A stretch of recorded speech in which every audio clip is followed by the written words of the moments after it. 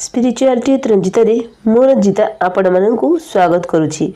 आज आपण माननक पई गोटिए कहानी नेकी आछि जहार नाम हैला जह्नर गर्व। आसंतु सुनिबा। बहुत दिन तले जह्न को दिने गर्व होइगला। से भाविला मु केते सुंदर आ तारा माने केते छोट, मोरी आलोकरे आलोकित, मु तो एकुटिया संसार को ए सारा संसार को प्रकाशित आलोकित करि परिबी। ताहेले ए तारा मानक पाखरे रखी लाभ कौन? एकथा चिंता करी से कौन कलाना सबू तारागण को कहला तुमे सब जाओ, मते तुमर आवश्यकता नहीं। गर्वरे कहला मो परि सुंदर शीतल और दिव्य आलोकरे स्वयं आलोकित से कहीं बा तुम मानक पाख रखिब। तुमे मैंने सब जाओ। एकथा शुणी तारागण को बहुत दुख लगला।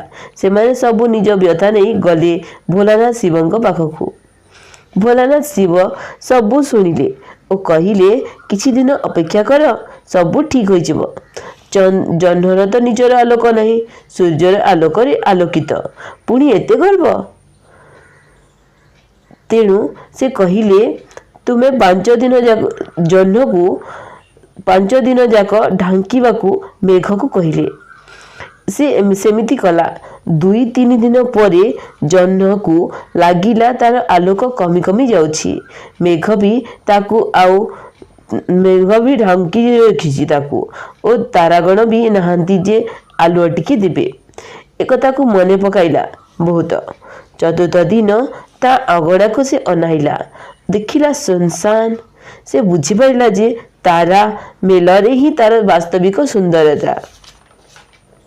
से पुणी डाकिला तारागण को, निजर भूल मागिला और निज स्थान को फेरी जीवा पई गुहारी कला।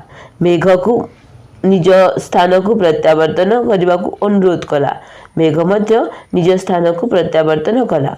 पूर्व परि सबू ठीक हो गला। एक कहानी रो अर्थ बुझी पारुछ?